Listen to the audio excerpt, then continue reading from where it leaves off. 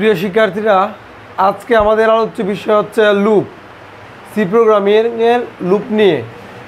এটি হচ্ছে এইচএসসি আইসিটির পঞ্চম অধ্যায়, প্লাস আমরা একটু ফ্লোচার্টও শিখব ধারার।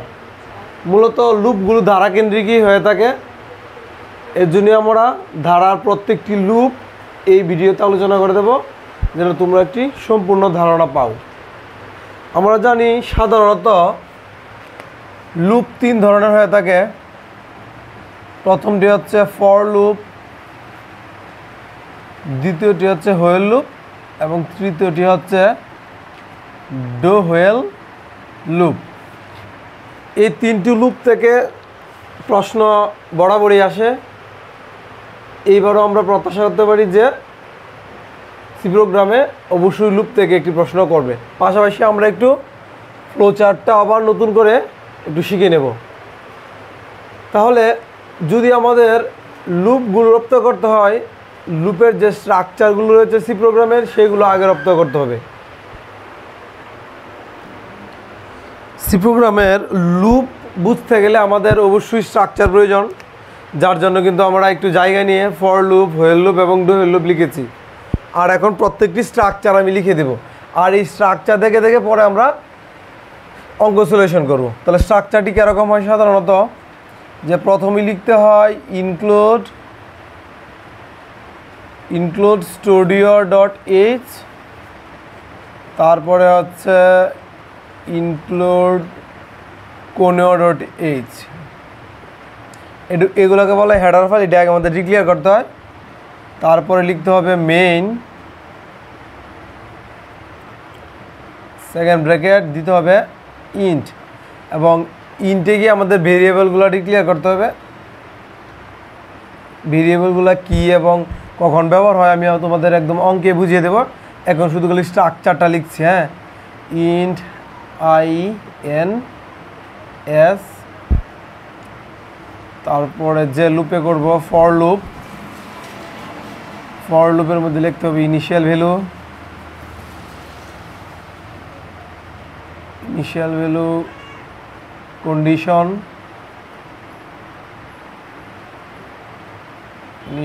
কন্ডিশন, আর একটা হচ্ছে ইনক্রিমেন্ট।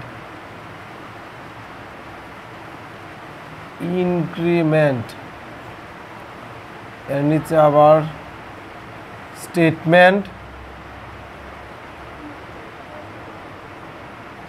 এবং স্টেটমেন্টের পরে আমাদের প্রিন্টএফ, মডুলাস ডি এবং কাঙ্ক্ষিত যে উত্তরটা, এবং গ্যাস দিয়ে আমাদের প্রোগ্রামটা ক্লোজ করে দিতে হবে। এই হচ্ছে আমাদের মূলত ফর লুপের স্ট্রাকচারটি। হ্যাঁ, এই পুরো ফরম্যাটটি হচ্ছে আমাদের ফর লুপের। প্রথমে আমরা লিখেছি include studio dot H, include conio dot H, main, int INS, তারপরে লিখেছি ফরের ভিতরে আমরা তিনটা কাজ করেছি এবং এর নিচে করেছি একটি কাজ স্টেটমেন্টের, এবং লাস্ট দিকে লিখেছি প্রিন্ট এফ, মডুলাস ডি বা পার্সেন্টেজ ডি চিহ্ন দিয়েছি, এবং এস লিখেছি, তারপরে গ্যাস লিখে সেকেন্ড ব্র্যাকেট দ্বারা পুরো স্ট্রাকচারটাকে ক্লোজ করে দিচ্ছি। এই পুরোটাকে আমরা বলবো ফর লুপের স্ট্রাকচার। এখন যদি আমাদের ডো লুপের স্ট্রাকচার, এই হোল লুপের স্ট্রাকচারটা করতে হয়, তাহলে আমরা একদম এইখান থেকে ঠিক এই পর্যন্ত হুবহু কপি করব। এখানে যা আছে আমরা তাই লিখব, এখানে যা আছে তাই লিখব। এইটুকু কপি করার পরে আমাদের চেঞ্জটা হবে ফর থেকে, যেহেতু ফর লুপে ছিল এটা এই ফর দিয়ে করেছি, কিন্তু এখন যেহেতু বলা আছে হোয়েল লুপে, তাহলে হোয়েল লুপের কাজ করতে হবে। তাহলে আমাদের এখানে লিখতে হবে হোয়েল, এবং হোয়েলের ভিতরে লিখতে হবে কন্ডিশন। হোয়েলের ভিতরে থাকে কন্ডিশন, লিখলাম আমরা কন্ডিশন, এবং তার নিচে হবে দুইটি কাজ। তার নিচে আমাদের কাজ করতে হবে স্টেটমেন্ট এবং ইনক্রিমেন্টের। স্টেটমেন্ট এবং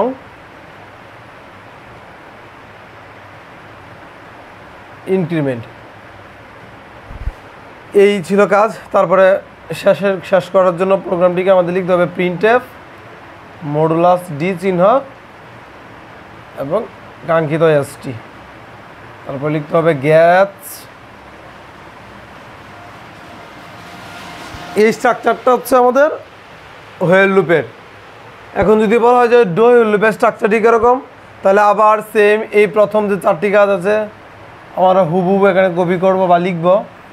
এই 4টি কাজ, এই 4টি কাজ লেখার পর থেকে আমাদের পরিবর্তন শুরু। যেহেতু ডো কথাটা আমাদের আগে, তাহলে ডোয়ের কাজটা আমাদের আগে করতে হবে। ডো বলতে আমি বুঝিয়েছি মূলত যে হোয়েলের নিচের ভাগটা। তাহলে প্রথমে আমরা লিখবো এখানে ডো, এবং ডোর ভিতরে এই 2টি কাজ করব। প্রথমটা করব স্টেটমেন্টের, এবং তারপরে করব ইনক্রিমেন্ট। স্টেটমেন্ট এবং ইনক্রিমেন্টের কাজ করার পরে হোয়েলের কাজ করতে হবে। প্রথমে করতে হবে ডোয়ের কাজ, ডোয়ের ভিতরে 2টি কাজ করে নিলাম। এখন বাকি রইল আমাদের হোয়েলের কাজ। তারপরে আমরা এখানে লিখলাম হোয়েল, এবং হোয়েলের ভিতরে থাকতে হয় কন্ডিশন। এটা পুরোপুরি মুখস্থ, লিখে নিলাম যে কন্ডিশন। এখন তো মোটামুটি কাজ শেষই, যার জন্য প্রোগ্রামটা শেষ করব। লিখব প্রিন্টএফ মডুলাস ডি এস গ্যাচ, এবং সেকেন্ড ব্রেথ ক্লোজ করে দেবো। এই ছিল মূলত আমাদের 3টি স্ট্রাকচার লুপের, ফর লুপ, হোয়েল লুপ এবং ডো হোয়েল লুপ। এখন এই যে ফর লুপের ভিতরে যে 4টি কাজ করলাম, আবার হোয়েল লুপের ভিতরে 3টি কাজ, ডোয়ের ভিতরেও 3টি কাজ, এই কাজগুলা কীভাবে করতে হয় একদম আমরা একটা সমস্যা থেকে এগুলা সমাধান করব। আমি কিন্তু প্রথমেই লিখে রেখেছিলাম যে লুপের পাশাপাশি আমরা একটু ফ্লোচার্টটাও আবার নতুন করে ধারণা নিব, কারণ এই লুপের ক্ষেত্রে ফ্লোচার্টের বেশ একটু ভূমিকা রয়েছে। কারণ ফ্লোচার্টে মূলত আমরা মানগুলো খুব সুন্দরভাবে বের করতে পারি। এটার বোঝার জন্য আমি মন থেকে একটি ধারা লিখে রেখেছি, যে এরকম যে 1, তারপরে হচ্ছে 3, 5, এইভাবে ধারাটা বৃদ্ধি পেয়ে একদম n পর্যন্ত গিয়েছে। এই যে ধারাটা, এই ধারাটার যদি আমাদের বলে যে ফ্লো চার্ট করে, তাহলে আমরা কীভাবে করব। ফ্লো চার্টে তো অবশ্যই স্ট্রাকচার রয়েছে। প্রথমেই লিখতে হবে শুরুর, তারপরে হচ্ছে ইনপুট, ইনপুটের পরে এরকম প্রসেসিংয়ের, এই প্রসেসিংয়ের পরে একটা জয়েনিং চিহ্ন, জয়েনিং চিহ্নের পরে আমাদের এই শর্তের গড়টি হয়, এবং আবার 2টি প্রসেসিংয়ের কাজ হবে।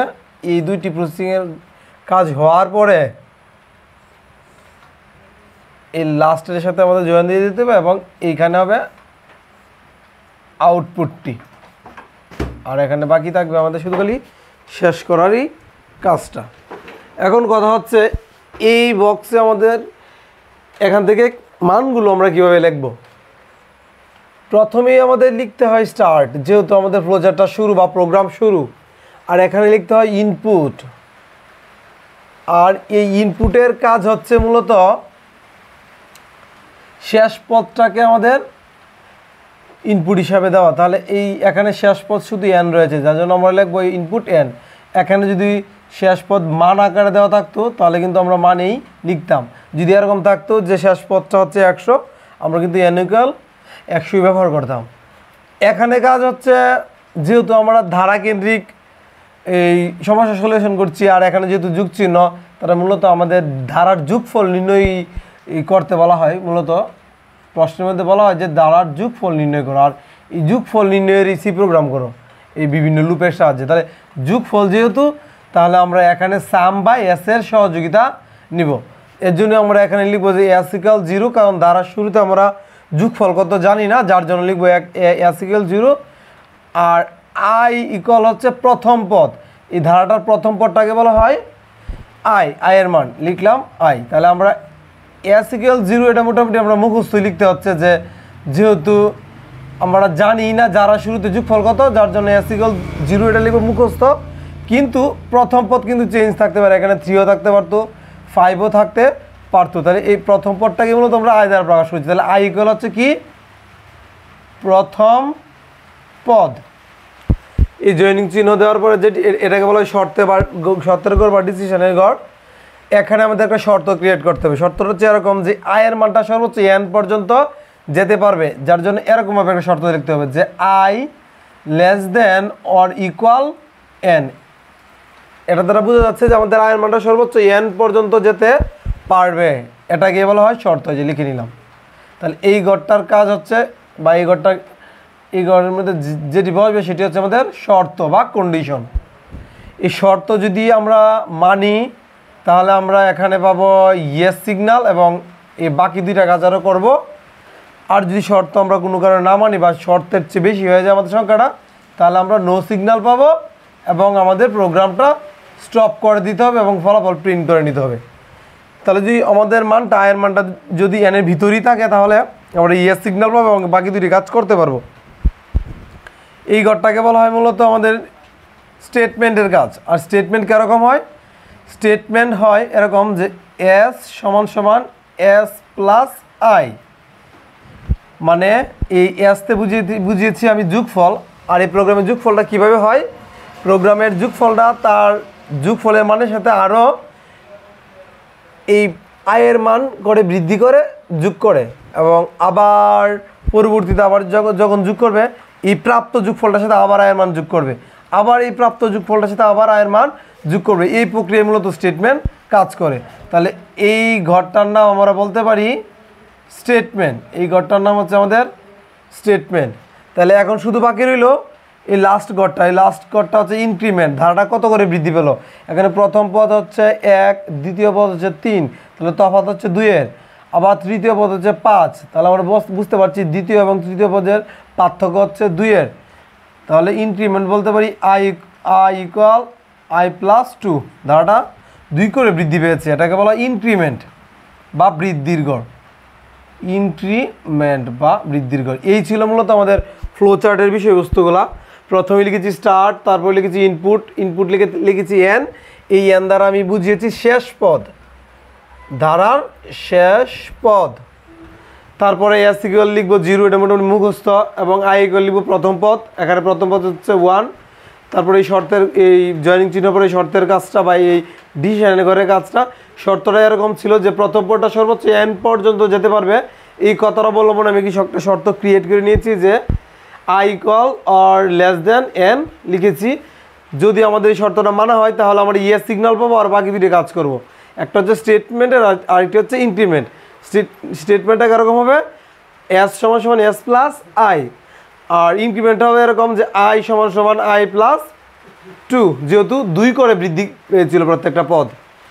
আর যদি আমাদের এই এন এর মান ছাড়িয়ে যায় আয়ের মান, তাহলে আমাদের নো সিগন্যাল পাবো এবং প্রোগ্রামটা শেষ করে দেবো, মানে ফলাফল প্রিন্ট করে নেবে। যার জন্য লিখবো প্রিন্ট এস, আর এখানে লিখে দেবো আমরা ইন্ট। এই হলো আমার একটা সম্পূর্ণ ফ্লো চার্ট। আর এই ফ্লো চার্ট দেখে দেখে আমরা এখন সি প্রোগ্রাম করব প্রত্যেকটি এই লুপে। যেহেতু আমরা আগেই বলেছি যে লুপ 3টি সাধারণত, এই 3টি মধ্যে সবচেয়ে গুরুত্বপূর্ণ হচ্ছে ফর লুপ। আর এই ফর লুপটা কীভাবে করবো এখন দেখব। যদি আমাদের ঘয়েতে একরকম বলতো যে উদ্দীপকের প্রদত্ত সিরিজটির বা ধারাটির সি প্রোগ্রাম করো, তাহলে কিন্তু আমরা এইভাবেই করতাম। যেহেতু কোনো লুপ ডিক্লেয়ার করা নেই, আমরা ফর লুপে করবো। আর যদি এরকম বলা থাকে যে হোয়েল লুপে বা ডোয়েল লুপে করো, তাহলে আমরা ওই লুপেই করব। তাহলে এখন আমরা এটাকে ফর লুপে সলিউশন করি।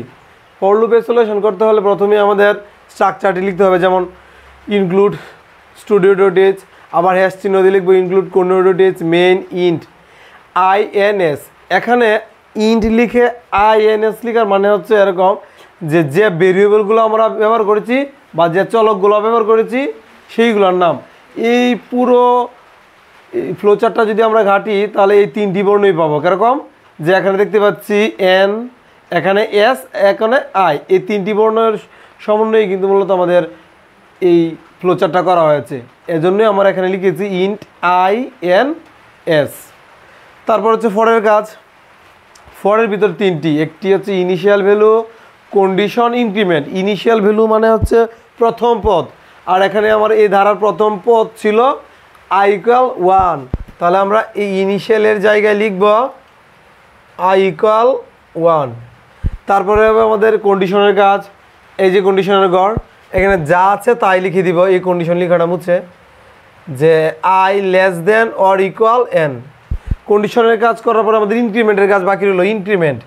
ইনক্রিমেন্ট হচ্ছে ধারাটা যত করে বৃদ্ধি পেয়েছে। হ্যাঁ, এখানে ধারাটা যেহেতু 2 করে বৃদ্ধি পেয়েছে, আমরা এখানে লিখে দিব আই ইকুয়াল আই প্লাস 2। এই হলো আমার ফরের ভিতরের কাজ। এই ফরের ভিতরের কাজ করার পরে আমার বাকি থাকে আরেকটি কাজ, এটি হচ্ছে স্টেটমেন্ট। আর স্টেটমেন্টের কাজ হচ্ছে এই যে এই ঘরটি হচ্ছে স্টেটমেন্টের কাজ। এখানে স্টেটমেন্টে যা আছে আমরা এখানে তাই লিখে নেব যে S equal S plus I. তারপরে তো মোটামুটি আমাদের কাজ শেষেই লিখে দেবো প্রিন্ট এফ মডুলাস ডি চিহ্ন দিয়ে ইনভার্টেড কমার ভিতরে আটকে দিয়ে এস লিখে দেবো। এই এস দ্বারা বোঝাচ্ছে আমাদের এখন ফলাফল প্রিন্ট করার পালা। তারপরে এই গ্যাস লিখবো, গ্যাস লিখে সেকেন্ড ব্র্যাকেট দিয়ে পুরো প্রোগ্রাম ক্লোজ করে দেবো। এটি ছিল মূলত আমাদের ফর লুপের সলিউশন।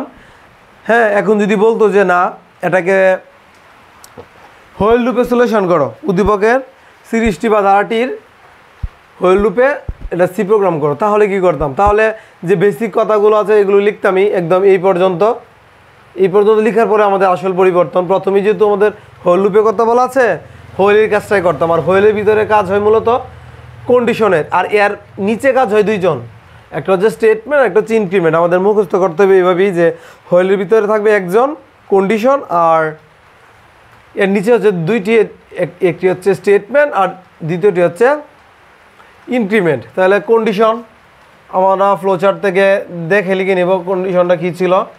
কন্ডিশনটা ছিল এরকম যে I less than or equal N. তারপর হচ্ছে স্টেটমেন্টের কাজ, আর স্টেটমেন্টও তো আমরা করিয়ে নিয়েছি ফ্লোচার্টে। যে স্টেটমেন্টটা ছিল এরকম যে এস সমান সমান S plus I, S plus I এই সেমিকোলন চিহ্নের মতন দিতে হবে, কারণ এটা দ্বারা মূলত প্রোগ্রামের লাইন শেষ অর্থে ব্যবহৃত হয়। তারপরে আমাদের ইনক্রিমেন্টটা লিখতে হবে। ইনক্রিমেন্টটা হচ্ছে যত করে বৃদ্ধি পেয়েছিল ধারাটা 2 করে বৃদ্ধি পেয়েছিল, যার জন্য লিখবো আমরা আই ইকুয়াল আই প্লাস 2। তাহলে আমাদের এই হোয়েল লুপেরও কাজ শেষ। এখন শুধু লিখে নিব প্রিন্ট এফ মডুলাস ডি দিয়ে ইনভার্টেড কমা আটকে কমা দিয়ে এস লিখে দিব। তারপরে লিখবো গ্যাস এবং সেকেন্ড ব্র্যাকেট দিয়ে পুরো প্রোগ্রামটা ক্লোজ করে দেব। এটাই ছিল আমাদের হোয়েল লুপের সলিউশন। এখন শুধু বাকি রইল আমাদের ডো হোয়েল লুপটা। আর ডো হোয়েল লুপটা করতে গেলে সেম আগের মতনই, যে বেসিক যে কাজগুলো প্রথমে করে নেব, তারপরে লিখবো বানান করে ডো। আর ডো এর ভিতরে আমাদের কাজ হবে দুইটি, একটাকে বলা হয় স্টেটমেন্ট আর একটা হচ্ছে ইনক্রিমেন্ট। মানে হোয়েল লুপটাকে একটু উল্টিয়ে দিলেই হয়, মানে হোয়েল লুপের নিচের কাজগুলা জাস্ট উপরে এবং উপরের কাজটা জাস্ট নিচে নিলেই এই পরিবর্তন করলে আমাদের এই হোয়েল লুপটাই ডো হোয়েল লুপ হয়ে যায়। যার জন্য ডোয়ের ভিতর আমাদের কয়টি কাজ করেছি? দুইটি কাজ, একটি হচ্ছে স্টেটমেন্ট আর একটি হচ্ছে ইনক্রিমেন্ট। আর স্টেটমেন্ট তো আমরা জানি অলরেডি, যেহেতু দুইটি সলিউশন করে ফেলেছি, আমরা স্টেটমেন্ট মোটামুটি মুখস্থ করে নিয়েছি যে স্টেটমেন্ট হচ্ছে এরকম এস সমান সমান এস প্লাস আই। আর ইনক্রিমেন্ট দ্বারা বুঝিয়েছি যে বৃদ্ধি, ধারাটা যত করে বৃদ্ধি পেয়েছে এটাকে বোঝাচ্ছি আমি ইনক্রিমেন্ট। তাহলে এখন ইনক্রিমেন্টে লিখবো আই সমান সমান আই প্লাস 2, মানে 2 করে বৃদ্ধি পেয়েছে। তারপরে ক্লোজ করে দেবো ব্র্যাকেটটি দিয়ে লিখবো হোয়েল। হোয়েলের ভিতরে তো কাজ একটি হয়, এটি হচ্ছে কন্ডিশন। তাহলে কন্ডিশনটা কীরকম ছিল? I less than or equal N. তাহলে এটিও শেষ, আমার ডো হোয়েল লুপে শেষ। এখন শুধু খালি লিখে দেবো প্রিন্ট এফ মডুলাস ডি দিয়ে এস লিখে দেবো এবং গ্যাস দিয়ে ব্র্যাকেট দিয়ে আমাদের প্রোগ্রামটা ক্লোজ করে দেব। এই ছিল মূলত আমাদের যে 3টি লুপের ব্যবহার, হোয়েল লুপ, ফর লুপ এবং ডো হোয়েল লুপ।